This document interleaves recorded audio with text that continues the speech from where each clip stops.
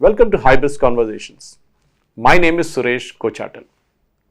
Real estate is a subject of debate always because as long as there are human beings on earth, as they say, roti, kapda or makan, and the makan is always important for survival. From the humble people who can build small houses to the big ones, the gated communities and the beyond. And of course, going into real estate also means that one gets into institutional building. But when set up a complete system from top down to bottom, how does it all function? How does this industry work? Individual success stories that can actually motivate others who propose to enter the industry or those who are already in the industry. Today we have with us G. Ramireddy, Chairman of ARK Group, who will be speaking to us today about various aspects of the real estate industry. And we will know from him how he traversed his journey from the very, very small days into what he is doing right now. Welcome to the show, sir. Yes. To start with, let me ask you one basic question. Where did you start and how did you start? My start actually after completion of my civil engineering, I worked for two private firms, BNR Developers and Amruta Estates. These, after working for 3.5 years in 1989, we started with the name of ARK Builders with a project in BDL Banur Medak districts. So with a 1.5 lakh rupees contract. So when we started, after looking at our work and all, so they were go on giving the works to us, and within 2 years, we have completed the projects of 1.1 crores. So that is our beginning. It is at BDL Banur Medak districts. After that, you got involved in a very prestigious project of Dr. APJ Abdul Kalam when he was stationed in Hyderabad. And that project actually involved a lot of technical challenges. I remember speaking to you on that. Can you tell us, to a normal common man, as to what were those challenges that you faced in that particular project? And it actually had an identical name as your company name, which is that was ARC and this is ARK. So can you tell us what really were the challenges that you faced there? Yeah, ARC International is the project. It's a Ministry of Defense. Ministry of Science and Technology. The project earlier what we did is a Ministry of Defense, that BDL. This is a Ministry of Science and Technology. This is a project of Dr. APJ Abdul Kalam, who has initiated the project. So the construction, they really, lot of challenging structures we did. Like when you talk about the ground well reservoir, overhead reservoir at 30 meters height. Then folded plate roof. The biggest challenge was a folded plate roof when the span of the building is very large. So if you go for RCC, the slab thickness will be very more and beam depths will be huge and all. To avoid that, there is a technology called folded plate roof, which is in a V-shaped structure which will be constructed. That is constructing at 12 meters height. It was a big challenge for us because I was a very young engineer at that time. But we successfully completed it. There again, we did different structures like coffer slab, waffle slab. Different various type of structures. The building was in a hexagonal shape. Building those structures at that age, it was definitely a challenging, and it gave me a lot of satisfaction by executing those buildings. Really, the project was a really turning point for ARC actually. So when you worked on these two different, one was the defense project, as you said, and the next one was Science and Technology Ministry. Of course, there was also this project I remember you did for the nuclear fuel complex. And for those of you across the country who don't know what the NFC is in Hyderabad, for us Hyderabadis, we know it very well. Nuclear fuel complex actually converts the uranium that comes from outside into production facility ready tubes, and they are sent to various nuclear projects across the country. Very, very critical facility, very crucial, and in terms of technology demands, in terms of the construction, I'm sure you would have faced a lot of challenges there as well. Yeah, working for atomic energy, that too nuclear fuel complex, really is very, very challenging because especially safety is the highest priority. Going into project itself is a very, very challenging. Labor rules and regulations and safety norms are the very, very stringent. But in that stringent condition also, we could able to complete the projects like ground level reservoir. It's a very big ground level reservoir with again folded plate roof. Completing that project is a challenge. Then again there one overhead reservoir with a 40 meters tall, where the structure was rectangular at the bottom. When it goes up, it again becomes a square, and a cantilever 6 lakh liter capacity reservoir. I mean, it's a very big challenge. Then effluent treatment plant. All these projects were completed with a great quality. One thing I'm proud to say that after completion of the project, we never entered into the project again for the any maintenance. So leak proof, all those things were a great experience for us. Really, it was a wonderful. Working with atomic energy. Even today also, we are working with atomic energy. We did many projects with them. So these the structures gives me a lot of satisfaction in terms of technical execution. You are a civil engineer by profession. You worked with the private companies for some time before you jumped and became an entrepreneur yourself. So when you look at each project, and I remember you telling me that during the early days you used to drive a motorcycle to the project site, work there and then drive back all the way. I mean, you have seen things from a very basic perspective. You have come up from the bottom of the pyramid, as they say. And as you keep going up the pyramid, when you look at engineering challenges, being a civil engineer yourself, I'm sure a lot of civil engineers, including, my dad was also a civil engineer. So he used to very proudly talk of the projects that, he executed, the Godavari Bridge and all that kind of stuff. So my question to you would be is, then you go up from, the defense ministry, then you did the S&T project for science and technology, then the atomic energy.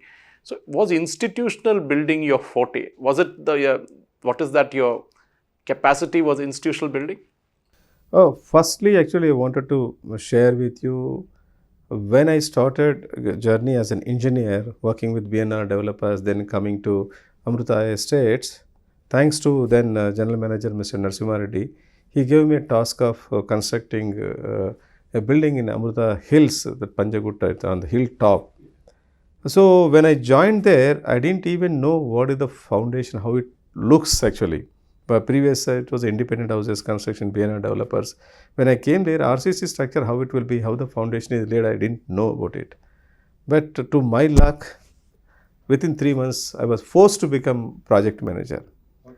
And constructing a building of such a massive building at that height, really, without any quality issues, I got lot of encouragement from the management. I was paid the highest increment paid to any employee in those days in Amruta Estates.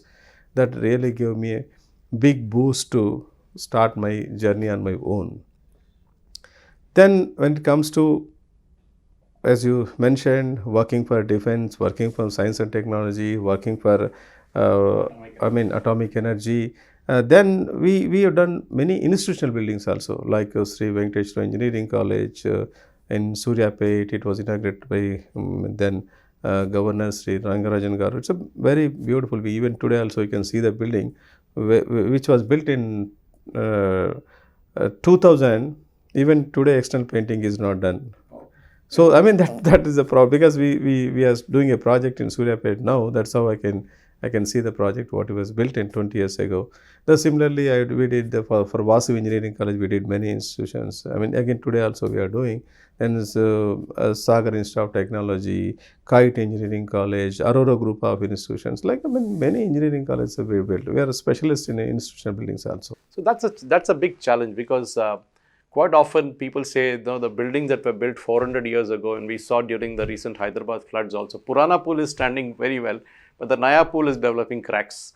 So when you talk of quality of engineering, when you put a lot of passion into what you're building, at the end of the day, when you start looking at the structures that you built, and you proudly talked about all those engineering colleges that you did, does it give you a satisfaction to say that I would look for more challenges as I go ahead? Because definitely from there on, you moved into the residential sector also.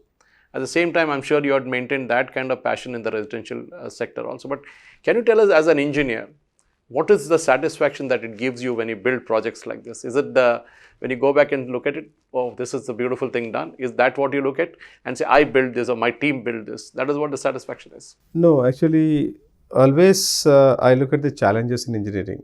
Always I prefer challenges. Like when I built folded plate 30 years ago, folded plate roof, then a structure at 40 meters height with a cantilever slab, then circular reservoir. I mean, those are the technically challenging buildings. Gives me a lot of satisfaction. Of course, my team always with me. I mean, because of them only I am here today.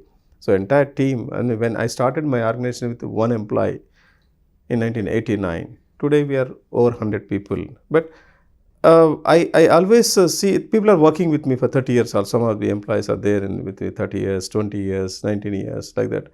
So the team is, I mean, they are the pillars of my success. That way I can tell. So satisfaction, always engineering challenges are there with me. But many people give the importance to the superficial things. When you construct residential also, finishes and all, they will be giving a lot of, but basic structure is very important for us. So from your moving from an institutional building into a residential is a different ballgame, because for institution you build it for an organization. The organization gives you the what kind of building they need, and then they go through with a fine tooth comb, and you actually interact with them on a daily basis, and they have supervisors who also come and check. But when you build a residential project, you actually sell a dream. You sell a dream to a Yes. young couple or a professional husband and wife, or maybe a big family. So how different was building residential from institutional? There we are answerable to one person, one organization. But when you are constructing a residential project, we are constructing a project of 560 apartments, we are answerable to 560 people. So actually this thing is always, I will look from the angle of the purchaser, buyer. So the buyer should be how he feels when he come to our organization. Of course, we do have challenges. I mean, we are faced and facing, because quality of people we are not getting as good as what we were earlier. Because we suppose I just give an example. We engage 100 masons. Definitely there will be 10 masons who are really bad. But identifying them is a challenge for us. The moment, by the time we identify that all the damage is done. So there are a lot of challenges. But our organization always, I mean, even though we commit some mistakes or this thing, we are again going back to those things. Whenever there's a complaint, we are immediately going to attend them. So always I tell my people, your salaries are paid by them, not by me, because I am only just taking from them and giving to you. So that is a message I am giving to them, and people are really, I mean, working well. Of course, there is a lot of improvement. I mean, recently after celebrating 30 years, we have taken as our quality and everything should be our company above and beyond. That's what we are thinking about it. So when we are trying our best to give the grade to the property buyer, that's how we are. Because each buyer is different. I remember when you rightly said, we are trying to reach out to each buyer, it's different. Unlike a commercial or a institutional building where you are answerable only to one set of people, here all the 500 people whom you serve in a 500 apartments, all will want different things. Do you want to tell us about the different residential projects that you did, both in Hyderabad and I think also in Bangalore and now in Suryapet? Can you just talk us through that, what all you're doing there in each of these projects, which have been completed and which are in progress? Yeah, I mean, our big projects are like Arc Homes is a 560 apartments building, wherein 420 apartments were handed over to them long time back. This is in Hyderabad. Hyderabad, Bolaram. Okay. Then 70 apartments we are by, I think, January will be handing over. Another 70 apartments we just started. Then in Bangalore, 280 apartments, Arc Serene County we have completed. Then Cloud City, we have Arc Cloud City, 165 apartments we have completed. Similarly, we have Arc Eternal Springs, Arc Tulip, I mean, smaller projects also there. Recently, we just finished Arc Terminus Hamptons also we just finished. Then currently, where projects are going on Gajula Ramaram, Arc Hema, then Arc Apta and LB Nagar. Then we started a project in Mukunda, Arc Mukunda in Suryapet. We entered into, hands full, actually. Yeah, we are entered into Tier 3 cities also. So like that, we are planning to expand. We are going to start a project in Bangalore again. So I am proud to say that all our major residential project got CRISIL 5-star rating. I think you're aware That's a of big the thing. CRISIL. That's a How the CRISIL rating very is strict done. audits, yeah. 1 to 7 is the top highest rate, but we got the 5-star rating for all the 3 projects.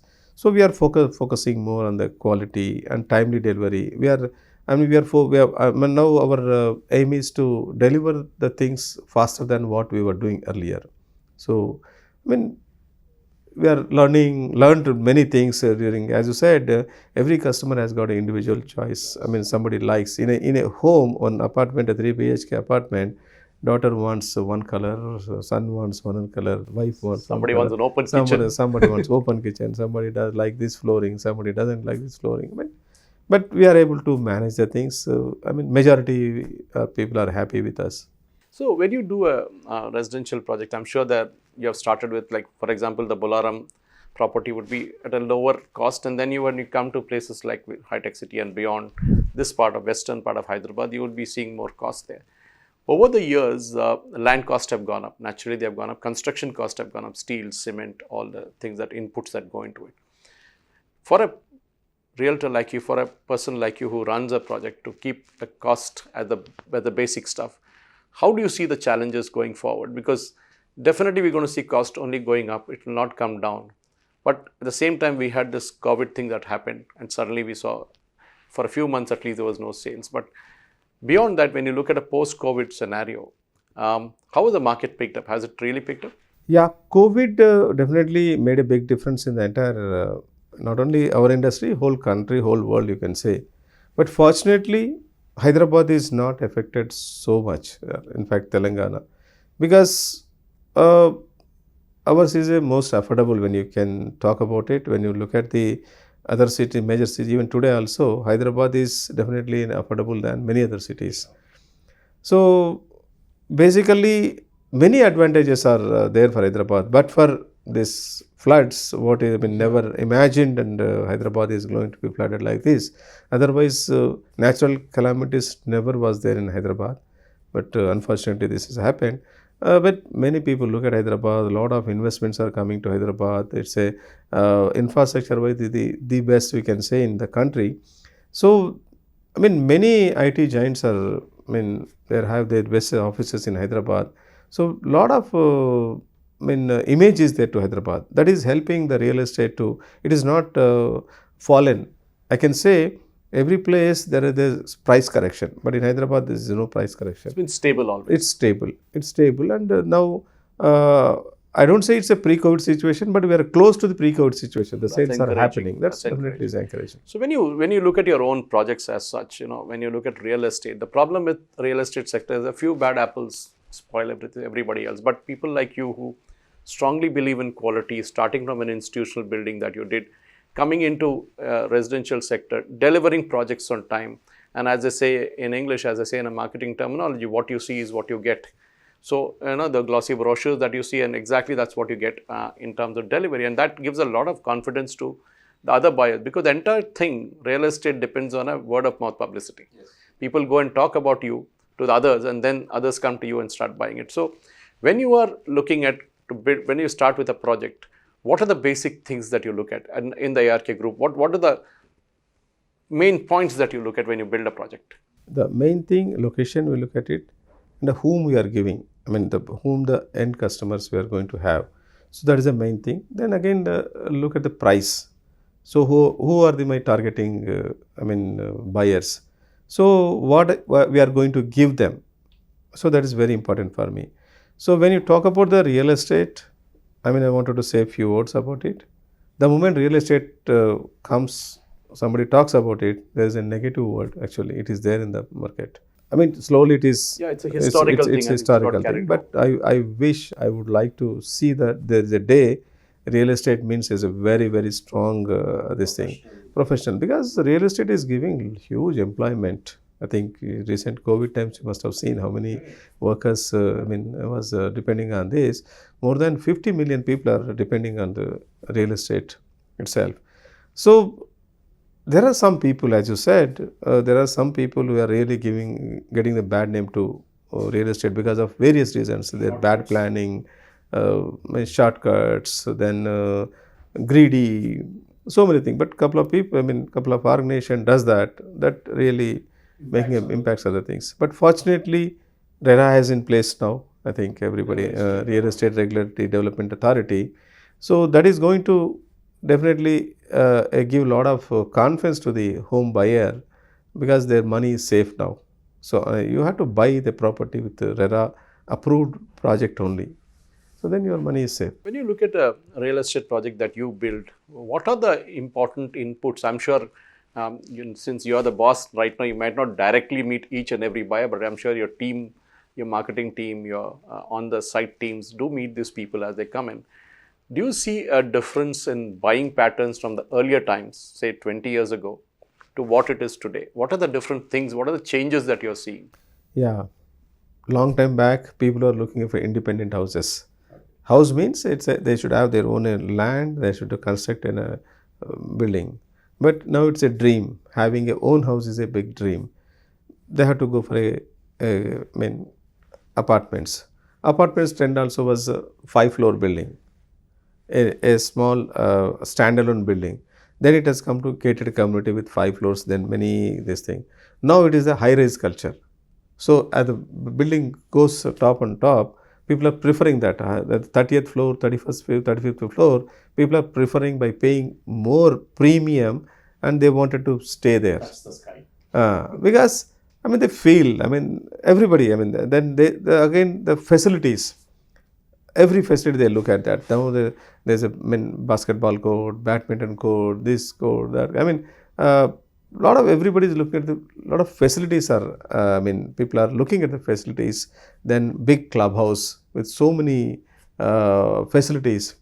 Swimming pool. Swimming pool. I mean, all those things are Gym, there. everything is expected. Luxury. I think these are taken for granted today, isn't it? In a quality project that you do, maybe not exactly the huge cluster kind of thing, but in a smaller, more focused ones, these kind of things are expected. Yeah, definitely, because it is difficult for them to go out also. Nowadays, it has become expensive also. Going and joining in a gym elsewhere, I mean, it's very expensive. So, going a swimming pool and all those things, now it's not safe also. So, people prefer every facility in their own places. So, there's maybe a pool, whatever you call it. I mean, everything they expect, their living style and even safety also biggest thing now. I mean, when it's a gated community, you are safe. Having an independent home at some place, and I mean, you don't feel such a safety thing. No, but another point that I remember, Mr. Amreddy, is the fact that real estate as such, depends on the infrastructure around it.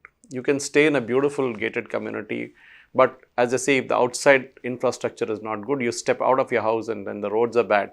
How much of real estate sector dependence is also on the infrastructure? Because remember, Hyderabad that way has developed a very good outer ring road. A lot of projects are linked to that. Then of course, each area has its own advantages, be it the northern part of Hyderabad, the Shamirpet and other areas, and you come down to Bolaram and where you have a project. Also in terms of western Hyderabad. And then of course, you have, the eastern Hyderabad where also a lot of projects are coming up. When you look at a city proper like Hyderabad, the twin cities, it is not one city, it's twin cities. Infrastructure, how much importance does infrastructure play in a decision making of yours in building a project? Infrastructure is the most important thing in any real estate, because you see now, reaching airport from here takes 30 minutes or 25-27 minutes. But had that ring road is not there, you can just imagine how much time it will take. So the biggest advantage for Hyderabad is from airport to any corner of the city, maximum 1 hour you can reach any place in the city. That's the biggest advantage. So the infrastructure plays a big role. Unless you have proper infrastructure, growth will be very difficult. As you rightly said, Hyderabad has a better infrastructure than many other cities. Thanks to government of Telangana, during COVID time, entire city was shut. They laid many roads. Yeah, we were going around that time. Many link roads, which was not expected. We never thought of that this road is existing there. I mean, so that's how they made a lot of links they have connected, and they are trying to make ease of traveling. So infrastructure, social infrastructure is the biggest thing for us. Otherwise, people won't. I mean, now you see, From here going to some 30 kilometers on a ring road and buying and staying there doesn't make a difference for him, because within 30 minutes or 40 minutes he'll be, The driving driving tension is back to not there. home. Yeah. But whereas there is no huge traffic, and 10 kilometers also it takes 1 hour, 2 hours also sometimes. So infrastructure is a big. One of the main decisions when buying a property is, of course, finance. Okay, it's the most important because people usually don't fork out the entire cash from their pocket.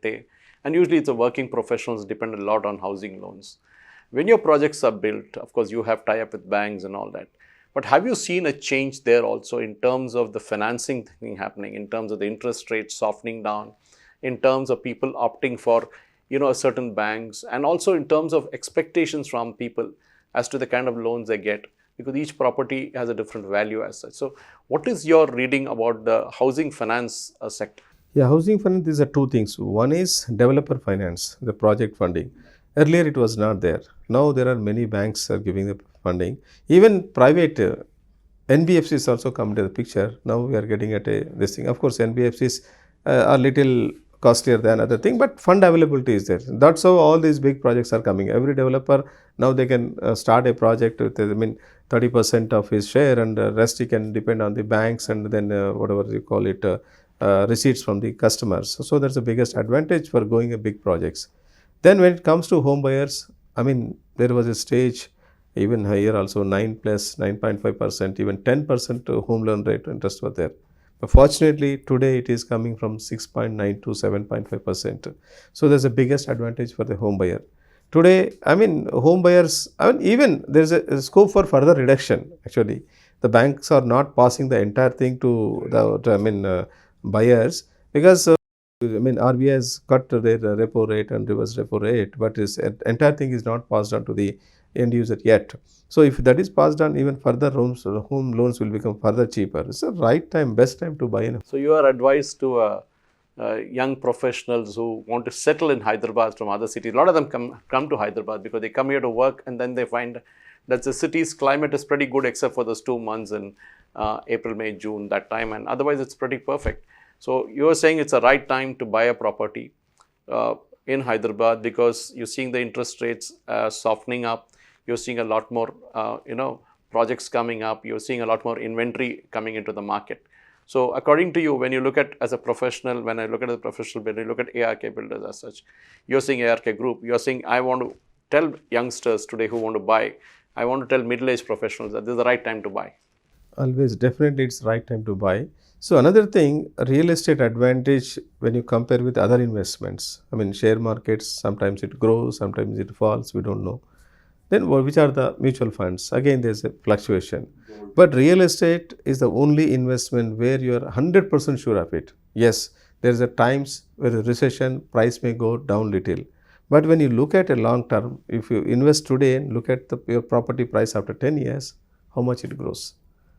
Multiplies. This is not there in other things. But here, your properties, you can see the property, you can stay in the property in this thing. But other things, you're depending on somewhere. So this is the safest investment. 100%, I am not telling you it's 99%, 100% your property is going to grow. The value is going to grow because land will not grow, but population is growing. So demand always grows. So that's how you're always safe to investment in real estate. That's why they say God does not make land anymore. That's already made and done. Mr. Amireddy, as we come to the close of this discussion, one thing I want to ask you is how much time now do you get to go and see this individual? I'm sure when you were young and when you were doing your first project, you used to spend a lot of time on this project. But as you grow, you have delegated a lot of your jobs to your CEOs, COOs, and other people. But do you really find time to actually go and look at the projects and see how they're progressing? Oh, yeah, as you rightly said, not like earlier. I used to go regularly to the project. Now, these days it's not. But we monitor. So because we have developed some systems, as you read, there is a team. So every day we get the reports. We have a group, WhatsApp group. Each project we have a group. We'll be getting the daily progress reports and all. I will not be responding to this group, but I know what is happening and all. Everything is monitored well. But even this time also, whenever there is a problem, even when a customer has an issue, I am there with them. The moment some problem is there, I directly involve in that. I volunteer and talk to the customer when it comes to the customers. Even site, is there any problem, is there, immediately I will go into the problem and try to resolve the things. Because when you spoke of problems, I remember reading about you sometime during your professional career of as a builder, you ran into certain issues. It was more of financial, technical, and there was something which is beyond, as I call it, act of God, as we call it now. Not many people talk of their failures, but you were very open about it. You said, yes, I had a problem, but I came out of it. This is what I did. For today's youngsters, that's a big lesson, because most of today's youngsters are not prepared to accept failure. Even businessmen are not ready to accept failures, and we are seeing more and more bankruptcies, we are seeing more and more suicides and all that. But as a person who went through that period, that phase, what is your advice to entrepreneurs today about how to overcome failures in life? Yeah. Failures are part of any business. You name any top entrepreneur in the world, definitely they must have seen some failures. It's not new to me. I failed in many, of course, funding issues. Lost money in some of the projects and all those things. But I'm earning somewhere and balancing and all.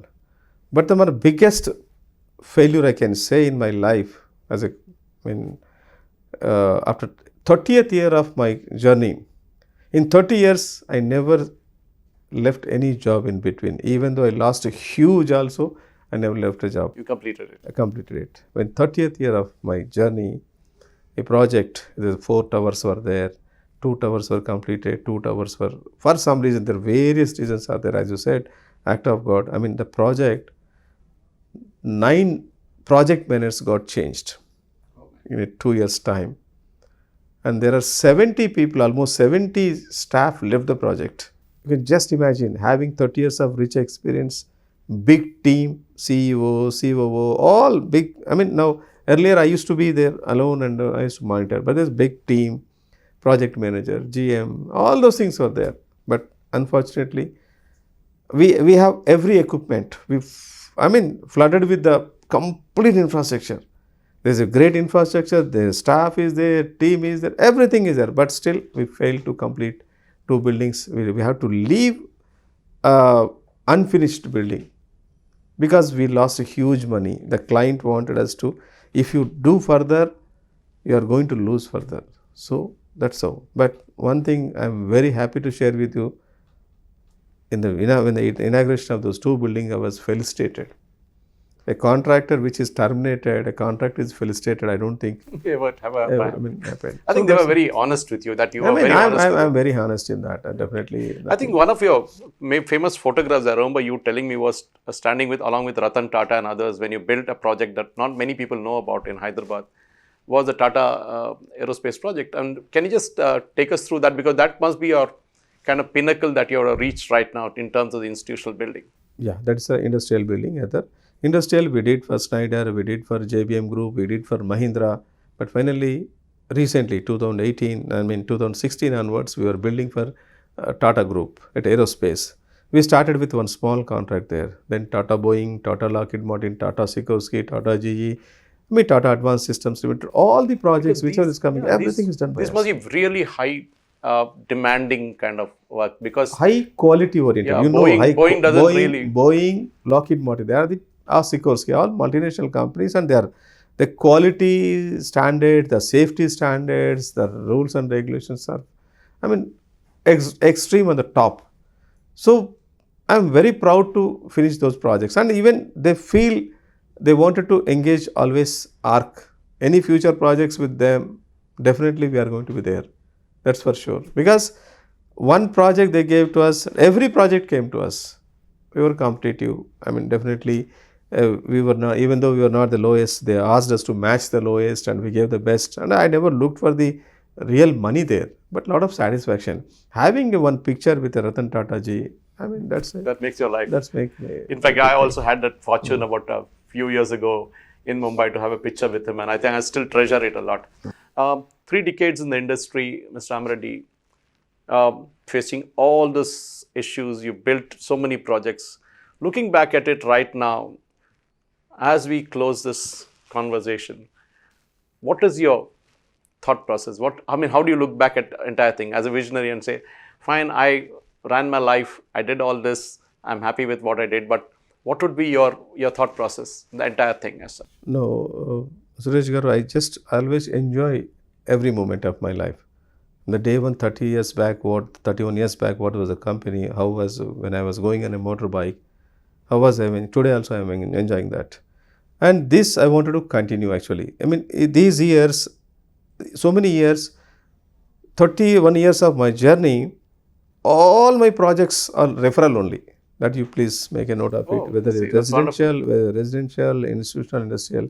Every project of mine, maybe barring from couple of things, every project of mine was a referral only. That means the satisfied client Clients, referred you they to refer another to client. this thing, and they, I mean, it's always, I mean, even today also, even residential projects also, and many of the projects I'm very proud and happy to share.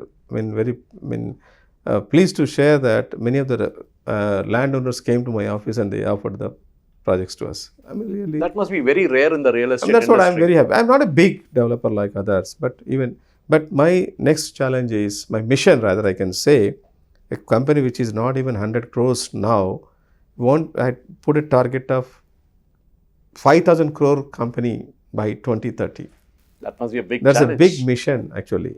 So I'm very confident that we are going to achieve that, and really we are working hard towards that. But God and well wishers definitely support us in that. That's wonderful. Ladies and gentlemen, real estate, as I said before, not many people had a positive view about it. But there are people like G. Ramireddy, CMD of ARC Group, who actually have traversed the journey, who, as he says, gets referrals from each project that he does. Satisfaction for having done a good job. A wonderful team, a wonderful way of working, and of course, everything being positive about it despite some failures along the way. There are a lot of life's lessons in this, and surely most of you should learn from it. Thank you for watching.